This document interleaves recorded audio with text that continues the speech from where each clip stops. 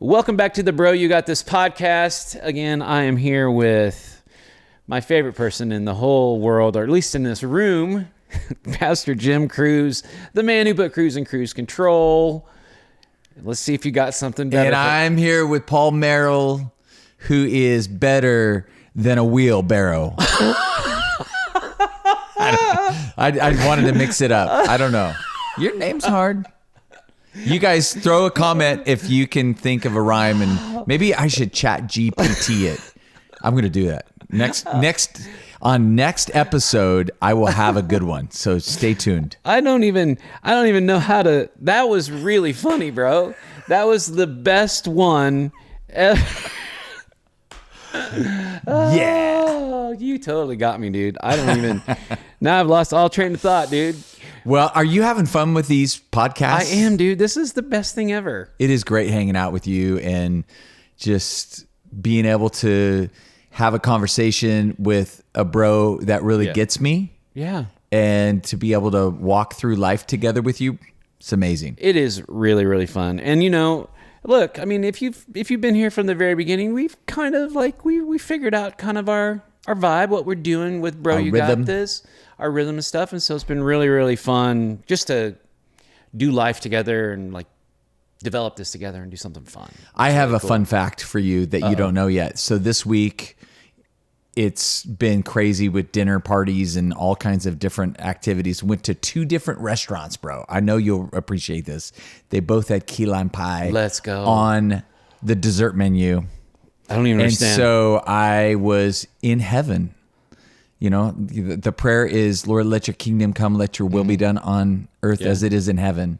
And that happened twice in 1 week that God brought me heaven on earth, some key lime pie, and they were both super good. Amen. So I didn't save you a slice. God though. is good. No, it's okay. You shouldn't. But now I know where to take you so that we can Okay. go eat some key lime pie together. Key lime pie together.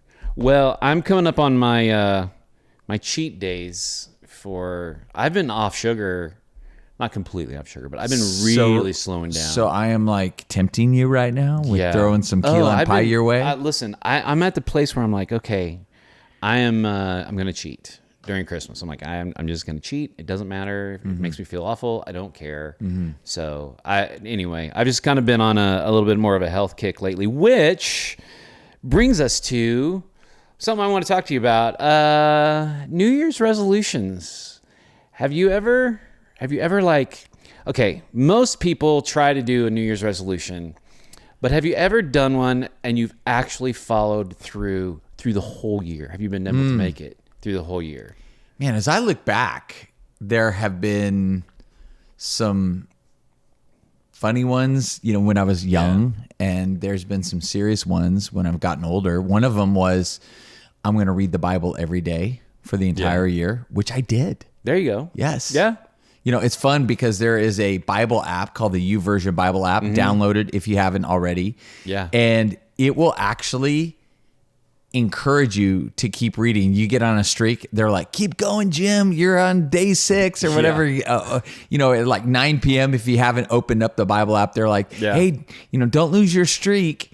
And I love that. But that was a New Year's resolution that I really felt called to do, and it was so life-giving and life-changing for me. Oh, that's awesome. Yeah. And it's the one thing that, you know, your phone can be positive at times if it reminds you to do something. Yes. You know. Exactly. So I have a reminder to take our dog out at 1:00 every day.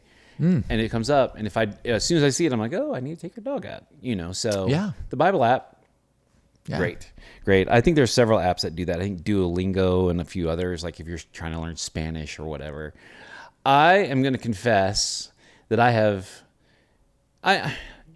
New Year's resolution, I don't know, man. I've never followed through all the way through the whole year. I've never made it. Not like reading the Bible or anything like that. That's just a whole different, to me, that's a whole different thing. But like some of the New Year's resolutions, like working out or changing your life or something like that. Yes. I'm like, I have never made it the whole year. Ever. And this year, I was like, okay, I am not going to say anything to anybody. I am just going to start working out and I'm going to get healthy. Good. And it's been almost 9 months of consistently just Really? working out. Good for so you. started back in May. So what is that? So Yeah. it's a long time. So I was working out like 3 times a week. I went to physical therapy because I shattered my elbow, which is a whole nother story. But anyway, I have found that for me, if I say I'm going to do something, I usually don't follow through on it. But if I go think about it myself and say, you know what, I'm just going to do it. I'm not going to tell anyone. And I just do it and just prove it to myself that I can do it. And this is the first year that I've been really 100% all in. I'm just 4 months away. Consistent. Yeah. From being a full year. Good for of you. Just working out and doing something really consistent for my life. But what motivated you to start doing that? Was it the coming off the injury? Was it getting older? Was it what was the Yes. inspiration? All of the above? All of the above. So getting older, but when I shattered my elbow, it's it was a wake up call. Oh my gosh, I'm human. Not that I didn't think I wasn't human before, but I'm human. I can get hurt because I have my BMX bike still. I can still ride wheelies. I can still ride I have a unicycle too. Can still ride a unicycle, do all these things. And I never got hurt, Jim, ever. But I fell off a hoverboard the first time I rode it and shattered my elbow. And so going back to physical therapy and just asking the doctor hey, can I break my elbow again? Because I think there was this PTSD inside bet. of me that was Yeah. I'm a little fearful, I can play guitar, I can do all the things. I don't want to hurt myself. And he's Right. dude, you'll actually break another bone before you broke your elbow again. It's really strong. You just need to get stronger again. And he kind of released me to out from that fear. And so then going to physical therapy, shout out to Sarah, who helped me a lot. Just crazy amount of confidence from that. And so then I was okay, start off with I could do 3 sets of 10 push-ups. And the other day, I just did 120 push-ups. Wow. Yeah. I did a set of 50 and then 35, 35. Good for you. And I was bro, Yes. I cannot believe this. So it's the discipline of it has been so much more healthier than the actual physical side of it. The mental side of it has been such a good thing. So one of the scriptures that I love, and I can't remember where it's at because I'm not Pastor Jim, but God disciplines those he loves.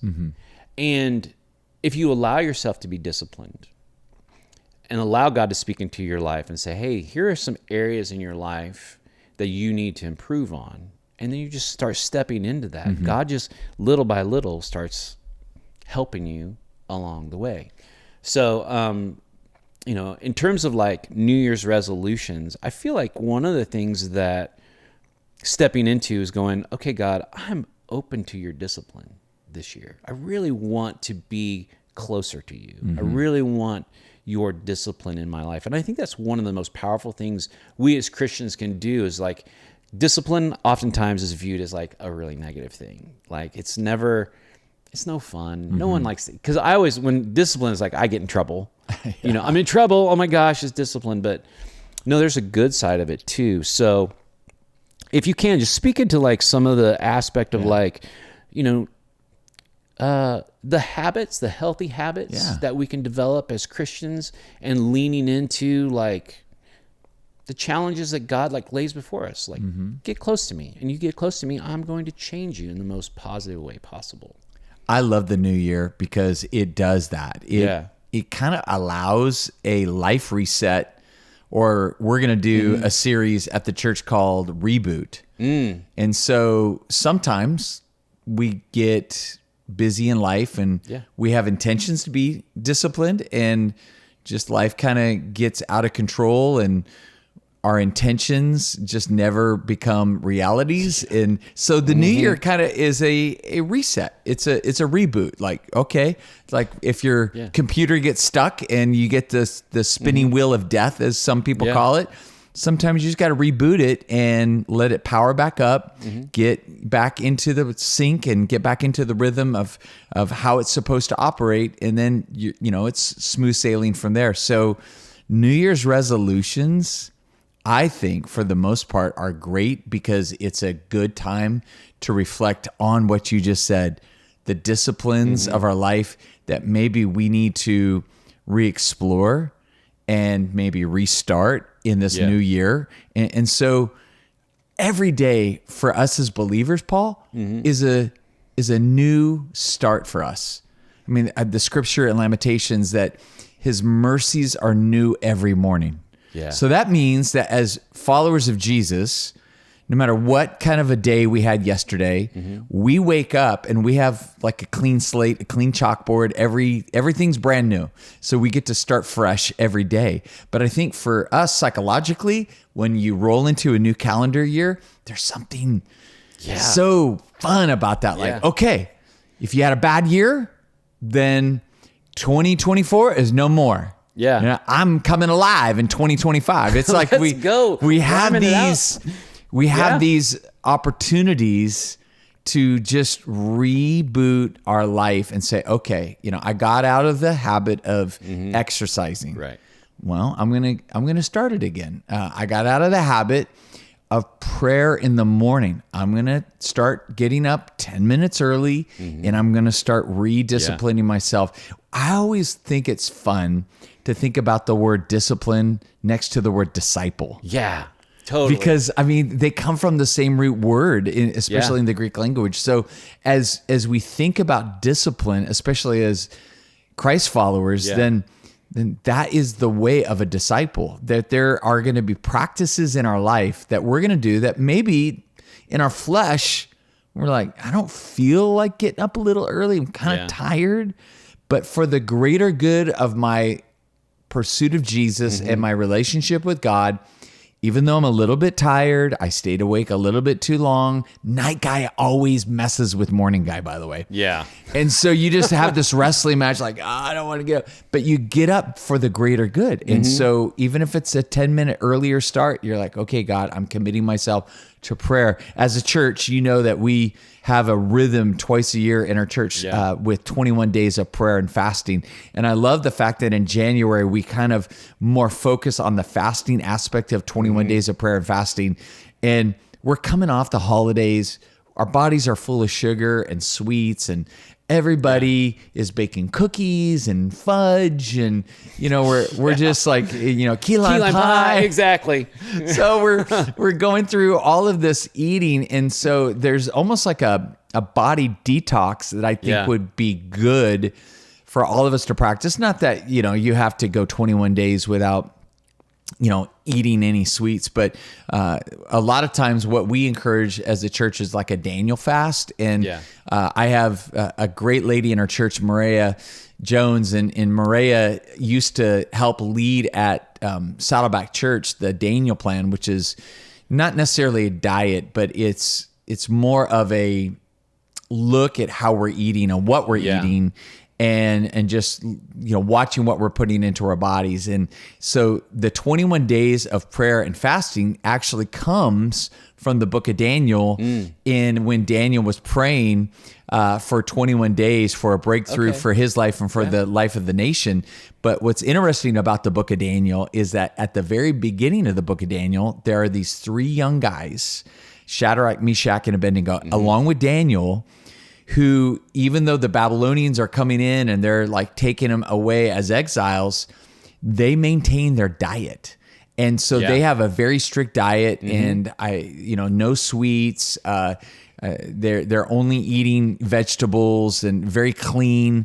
And they end up surpassing all of these Babylonians that were eating all the meat and eating all the protein, and they surpassed them in their health and how they looked. And so that's the kind of idea of like taking a fast and saying, I'm fasting from sweets, and I'm fasting from some of the, the meats. And, but again, every time I talk about fasting nowadays, it's a trigger point, because some people They look at fasting as some kind of eating disorder, and for some people it can be. Yeah. And so I always tell true. people, before you start a fast, you need to consult your doctor. You need to say, am I okay if I go without something? And you're fasting not for the purpose of looking better. You're fasting for the purpose, biblically, to get closer with God. Yeah. That's why we fast. We're shutting down the flesh so that we can be more tuned into the spirit. Yeah. And that was the ancient practice of fasting. They would fast so that they could more properly and better hear from heaven. Yeah. And nowadays people are fasting like breakfast for weight loss. You know, they're doing all kinds of stuff. Yeah, that's So- why I was talking about fasting at church. This is like 3 years ago. Totally a blind spot as a pastor, because eating disorders do not run in my family. Right. And so I'm talking about it. And, you know, as a communicator, you have to be careful when you're communicating to an audience, because you don't know who is in your audience. And I happen to have an eating disorder recovery home that was visiting our way. church, dude. So when I started boy. talking about fasting, and I was very Yeah. biblical about it, and I walked them through scriptures, but I got feedback from them. They said, Pastor, would you please be careful when you talk about fasting, because that word is a trigger word for a lot of these people that are going through eating disorders. So I became more aware that I have to really unpack it and be more intentional when I'm speaking to a broad audience, like at church, because Yeah. you don't know who is in church. Like, I don't know who's listening to your podcast right now. Maybe, you know, there's somebody practicing fasting, but it's attached to an eating disorder and it's not attached to their relationship with God. Yeah, there's a big difference. Yes. And man, one of the things was a really funny story. As a worship pastor, you know, I'd try to get people to clap and stuff. And one time I said, "Put your hands together." You know, and you would think that's clapping, but a girl in the front row went. She put her hands together. She just looked at me. I was like, "No, I mean clap."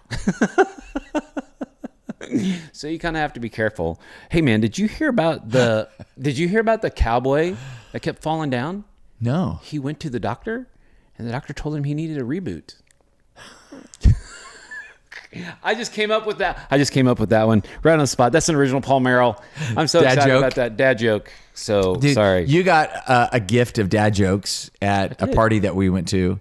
I did. And I thought to Actually, right myself, I go, you could write your own, bro. I should. I've been writing them down. What would be fun is if you package that up for next Christmas, and then you could do, you know, we could do a giveaway. That, Do you a know, giveaway. the Paul Merrill dad jokes. You and- just and got have a Paul whole- Merrill. That's what I'm going to call it. You just got Paul Merrill.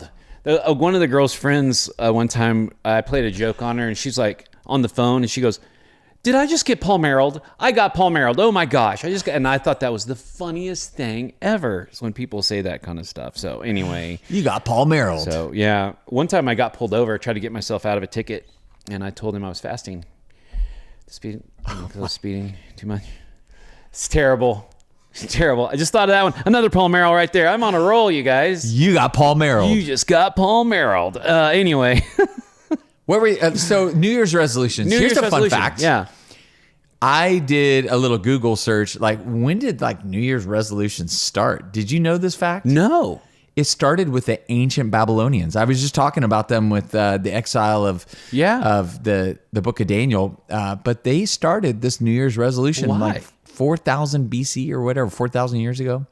Just kind of a reboot. I don't kind of know the reason, but probably for very similar reasons that we do it. Yeah. Is looking at ways of cleansing and beginning the new year fresh and walking into the new year with a new attitude, with a new, body and new everything. Knew everything. Interesting. I did not. Wow, it's been Isn't that around wild? for a long time. Yeah. That is crazy. One of the things that I've been thinking a lot about, and this is not a joke. We're getting back to being serious here. One of the things that I've been thinking about is like, one of the things that I do, and I'm not sure I think most people do this, is compare. You compare yourself to other things and you compete and all that stuff. So I've developed this little slogan, and I want to run it past you and see what you think. This is definitely Okay. a Paul I Merrill. have not heard this before. You hear all the memes and stuff, like all Yes. these advice and stuff. Yeah.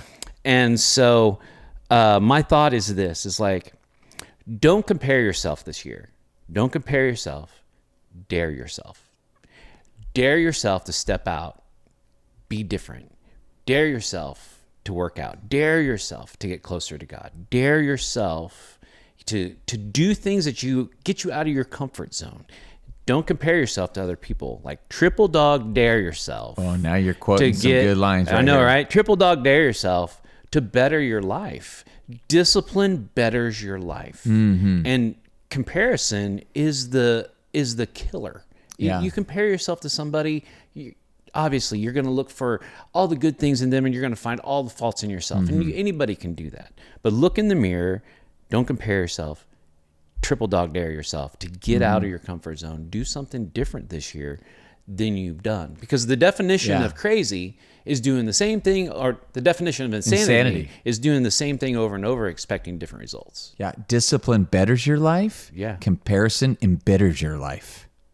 That's true. Wow. It does embitter your life. So there's a lot of people walking around. And, social media, you look online, you see all these people, and no one here's the fun fact. No one puts on there, oh, hey, by the way, I use this skin filter to make me look better. I also use Facetune to tune my face so it looks better. My lips are bigger. Everything is like perfect. Hey, why aren't we using Facetune? I want to use Facetune. Dude, your face is perfect, bro. Oh, thank you. So is yours. Thanks, man. We don't need Facetune. We don't need Facetune. Anyway, the point is like comparison embitters you. It does. But flip that and look at yourself. I looked in my mirror this morning and was like, I dare you, Paul, to just have fun with yourself. And dare you to ask God to have fun with you. Dare yourself to be like totally surrendered to God's will for your life. How do you walk people through with this social media? Because social media, I look at social media as a great tool. Yeah. Like we're using social media, even with Bro, You Got This podcast. Right. Like I see it as a great tool, but I know if you're using it in the wrong way, it can be hurtful and not helpful. What would you tell somebody that maybe struggles with comparing their life to other people and how to kind of break free of that comparison culture when they're on social media? Yeah. Well, as you know, my daughters are in social media. We've been in this platform for a long time. And the mental health side of things, it's like really, really dangerous to go down the road of just like doom scrolling. You're just constantly scrolling. And I find myself in the bathroom. That's the worst time that I'm like, oh, I'm on the phone. And I'm like, oh, what am I doing here? I'm done. I need to get up and get going. But I think it comes down to the people you follow. It's like there are some people that you follow that aren't real. Unfollow them. Get them out of your feed. Get them out of your feed. There's a lot you can do to just pull yourself back and just like pull the curtain back and say, okay, there are filters on this person. Yeah. Every photograph can be filtered, and there's, I've met some of these models in real life and go, you don't look like that. The camera might love you or the filters might love you, but in real life, I'm like, you are not this spectacular, glowing person that is revealed through social media. So a lot of the big influencers, I'm talking massive influencers, all lean into the perfection side of things. And it's not reality. It's not real. Everybody doesn't live their life perfectly every day. They're only showing you a snapshot of what it looks like. They're showing you their highlight reel and filtering out their low life moments. Exactly. And every one of these people that you're probably talking about have low life moments that are not making their Instagram page. Right. Well, look at what we're sitting in right now. So we're in a studio under amazing light, great cameras. There's filters on the front of every lens to make us look the best we possibly can, to make it look a little more cinematic. I could go way more extreme and do skin, when we edit this, do skin filters, all that stuff, make us look different. I think the reality is you got to look at somebody and say, are they authentic? Authenticity is way better than just the fakeness that's out there. And so I wish there was a phrase, authenticity versus whatever, but really I look at that. The people that I respect the most in the industry are the ones that are like, this is me. And Yeah. you can tell. I can tell as a professional. I can tell when there's somebody put something on their face or not. Yeah. Something that I did a few years ago when I was realizing that most people aren't really good about following through in their New Year's resolutions Yeah. is the Lord spoke to me and said, get a word for the year. Yeah, I love And words of the so year. I started that, and I pray. Like, so I've been praying this month. I'm like, Lord, what is my word for 2025? And I have a word. You're going to reveal it right here on the Bro You Got This I'm podcast? revealing it. No way. And All it's right. not like an action word, which I've been getting lately, but this year's word is clarity. Oh, I love that. And I don't exactly know like how God is going to use that word, but like looking for clarity in moments where there might be uncertainty or there might be confusion. Like, okay. And the Lord, through the Holy Spirit living in me, is going to bring clarity to my life. And in moments and in situations with people, I call them heavenly revelations that God gives me, which brings clarity in a moment, or I shorten it to heavy revies. And those moments of clarity, I think, can be milestone moments for not just your year, but for your life. Like, whoa, I have clarity. Like, we had clarity leaving Vegas to plant a church in the Conejo Valley in this area outside of Los Angeles. Like, I had clarity from heaven.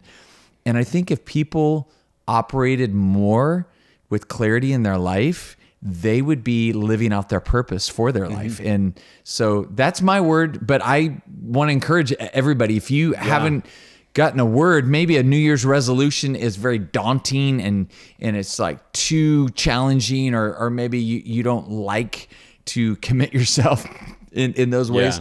Then start with a word. Say, God, download a word to me.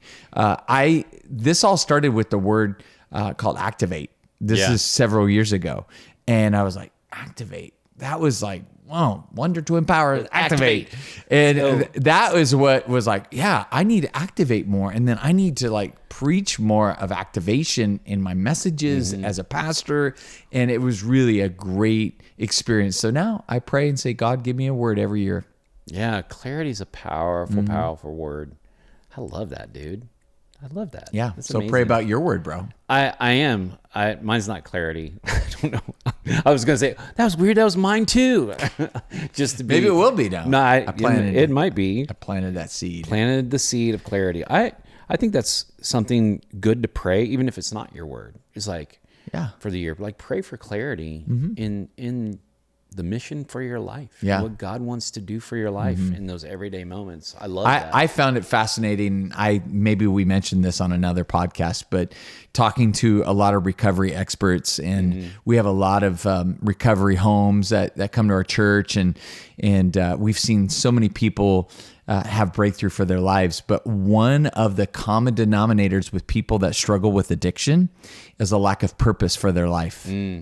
And so it goes back to clarity. Like if you can run your race in this life with the clarity of purpose, then chances are you're not going to run back to these habits like drinking excessively or pill popping or whatever other kind of vices that are actually pulling you away from living your purpose. Because I think those all are numbing effects, because we're living this life in angst. Like, why am I here? Yeah. And you know, a book that changed both of our lives I loved was The Purpose Driven Life by Rick Warren. Oh yeah, absolutely. If you're looking for some clarity, you know, read that book. You know, make that your New Year's resolution. Start there. Yeah, to read. Like, that could be a 40 great days New of Year's purpose. resolutions, is to read more. Yeah. Have you ever heard the expression leaders are readers? Leaders are readers, indeed. Yeah. And it may start with one book, and I like to listen more than read. Yeah. But man, the books that I've read, like last year, I think I've read about 5 books, which is huge for me. Wow. Like cover to cover. Nice. Like I read like bits and pieces of several books, but like cover to cover, about 5 books last year. And every book gave me a great takeaway. But The Purpose Driven Life, I just talked about this to another gal in our church who is ministering to a friend that is just beginning her journey in following Jesus. She's like, Pastor Jim, what book do I recommend? Yeah. And I said, well, there's several different books that I recommend for different kinds of people. If you're a person that is just wanting the simplistic view of like why we follow Jesus in just a practical way, Purpose Driven Life, excellent book. Excellent. If it's a more of a philosophical person and they're just like exploring reason for faith and God, then I lean them into Mere Christianity by C.S. Lewis. Yeah. If they're a very intellectual minded person and there's like, give me proof, give me evidence that God is real and the Bible is valid, that Jesus really existed, I tell them about The Case for Christ by Lee Strobel. Yeah. So 3 excellent books. Even if you have a friend that is just searching and you bless them maybe with a after Christmas gift, you call it a New Year's gift. Say, hey, here's a great book that as you start your year, maybe you start with this book and kind of give you some guidance for your life. That's awesome. I have a funny story about Lee Strobel. We did an event actually at the not the Grand Ole Opry, Opryland. And we were producing this event. It was a Christian event, and Lee Strobel was the keynote speaker. And he was awesome, amazing dude. I mean, I got to hang out with him for about an hour, and we just talked a lot. And for those of you guys that are not familiar with him, he is a retired journalist from the Chicago Tribune. Yeah, who was an atheist. Yes. Like hardcore atheist. Hardcore It was atheist. Like Proof for Christ. What was the book? The Case for Christ. The Case for Christ, that's Yeah. right. They made a movie out of it. You should go watch it. Yeah, So anyway, it's great. fun fact. So he gets it done, incredible message, and then he leaves. And so the next day, it was the last thing we did. It was a conference. So the next day we're like, hey, where's the microphone for the keynote speaker? Lee Strobel got on, this was before 9/11, got on an airplane, had his microphone still on. Like the lapel? Yeah, the lapel. Wore it all the way home. Wireless mic, wireless pack, everything. Got through security, everything. And he mailed it back to us. So You took it home as a souvenir. We had extra mics. Yeah, but crazy. it was really, really funny. So Yeah. I was like, all right. Anyway, that's Another thing about C.S. Lewis, I don't know, you might have seen some posts on social media, but Russell Brand, the British actor, he says that it was C.S. Lewis's book, Mere Christianity, that really put him on a path towards Jesus. Yeah. So I thought that was fun. Mere Christianity is powerful. Dude, I have it by my nightstand and read through it. It's heavy. You know, it's like, oh my gosh, this guy is thinking of things in ways that you have to ponder. I mean, it makes you sit there and go, I will sit there and go, wow, that is a whole way of looking at things that I've never. Yeah, he was a thought philosophy of. professor back Yeah. in the day at Oxford. So good. Yeah. So very, very good. Well, another phrase that I've come up with for the year for just thinking about all this is, if you're facing a mountain, go to the fountain first. If you're facing a mountain, go to the fountain. The fountain of life. Go to Jesus. There are people that are listening to this. I don't know who this is for, but you're listening to this, and this next year, you know you're facing a mountain. You have mountains in front of you that are incredibly difficult, or so it seems in your mind. And I've faced those too. You have to. But if you go to the source first, go to the fountain, the spring of life. It's like when he met the woman at the well, offering a living well that springs up inside of you. Go to the fountain. There's an old song, "Come to the fountain." Come to the fountain, all who are weary, all who are weak. Dip your heart in the streams of life. Come to the fountain. It's a great. Is it another 2000s worship It's a song? 2000 worship song. I'm gonna have to add that to my playlist. Dude, it's a great song. Yeah, Paul inspired me. I went back and I found all of these songs from the late 90s, early 2000s, and I have just been loving all of these songs. Right? They're so good. They're so good. So you just like added another one to my playlist. So it's a slower song, but it's really deep. And I would challenge anybody, like, look, we all have them. We have mountains, but if you start at the fountain, That's good. he'll help you God will help you get over those mountains. I heard something at a Bible study with some men the other day, and I think this guy was quoting some book that he was reading, and he was talking about the idea of a fountain or a river, of just like God being our source of life. Right. Like that's the idea of the fountain. That's the idea of a river. A lot of scriptures give us the pictures of God in the form of water of some kind. Yeah. So I always think that's cool. But he says that a lot of people, when they approach God, it's like they get into the fountain or they get into the river and they put their feet in. And when you just put their feet in, people are like, well, I can always get out. It makes it a lot easier to get out of the fountain or get out of the river. Right. And then other people, they get in, they're waist deep. They're still not fully covered. The river especially, has a current, so they can still walk out and be totally fine. And then there's the people that just go all the way in. Yeah. And then they get carried by the current of the river. And so he was using this portion of the book to kind of challenge people that, where are you at in coming to the fountain or coming to the river? Are you just putting your toes in? Yeah. You're just getting, waist deep so that, if it gets a little uncomfortable, you can get out? Or are you like fully emerging yourself into this place to where it's taking you? You're not able to have the say so of where your life is. It's taking you somewhere. Yeah. And that's really what following Jesus is all about, is letting him lead you, letting him take you. But there's a letting go and a full immersion that is required in order for that to take place. Yeah.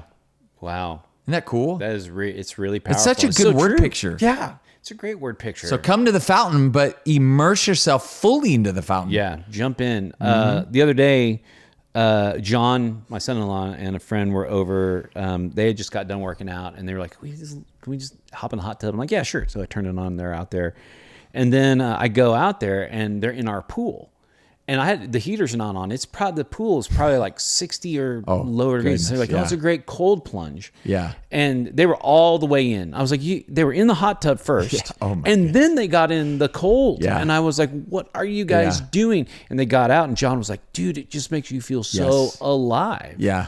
To do that. And I've never done a cold plunge, Yeah. which I'm going to have to do that at some point. Well, do you know that now there are psychologists and even neuroscientists that believe that the cold plunge is a shock for your body that actually renews cells and it reinvigorates you. So there's obviously, it's shocking. Literally, it's shocking. I feel like I'm going to have a heart attack. Like you can't breathe in those moments, but that something is released in your brain to reinvigorate your entire body. So Yeah. it like the neurons that fire in that shock moment is a renewal in itself. There was a lady in our church that we just did a funeral for. She died, Paul. She was 97. She was an amazing woman of God.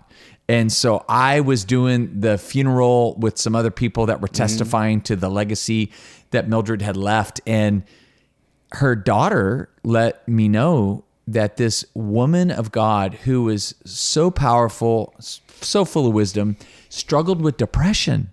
Really? And so what she would do is she would go and spend an hour every morning with the Lord, open the Bible. She would turn on like Christian radio, listen to a sermon or, a pastor do a radio talk show.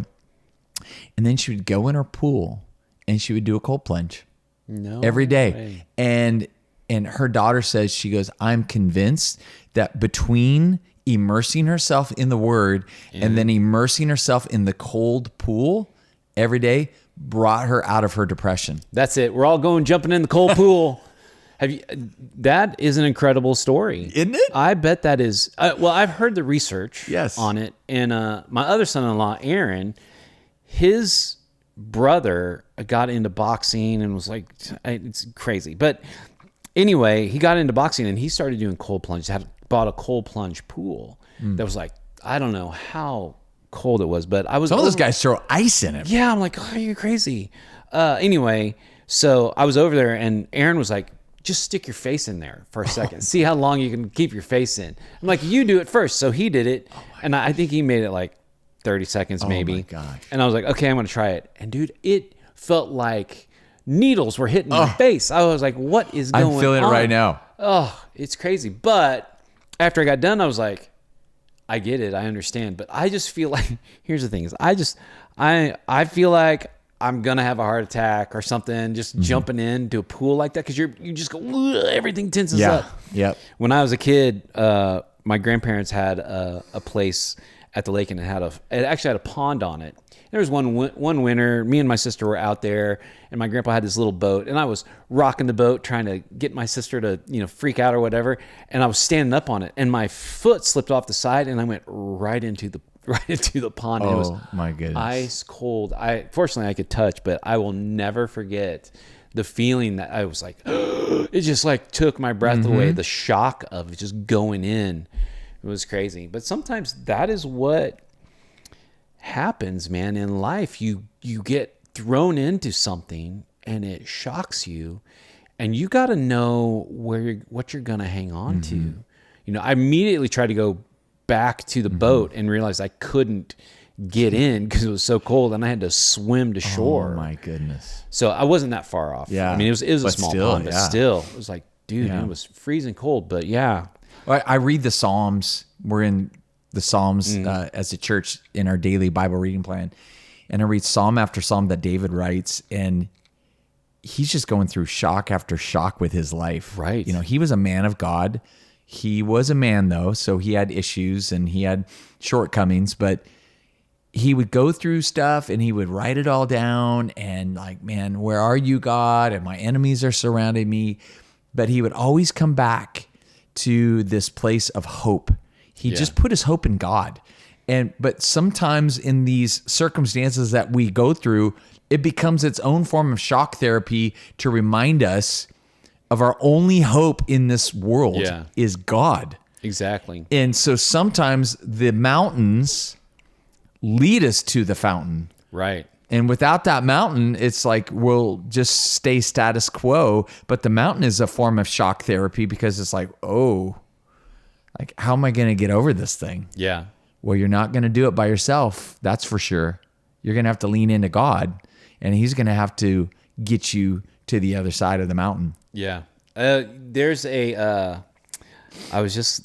Wendy was telling me about this the other day, and I'm going to get it wrong, but I don't care. I'm going to say it anyway. She was listening to Chuck Swindoll, and he was talking about Moses. And when he was leading, they were following God, what the pillar of fire was, the cloud by day and the pillar of fire by night. Yeah. So they're following God, trying to escape, the Egyptians, Pharaoh, and he leads them into basically a cul-de-sac of mountains. And they were like, what is going on? I'm trapped. I have no way out. Well, the mountains, and of course, this is the Red Sea.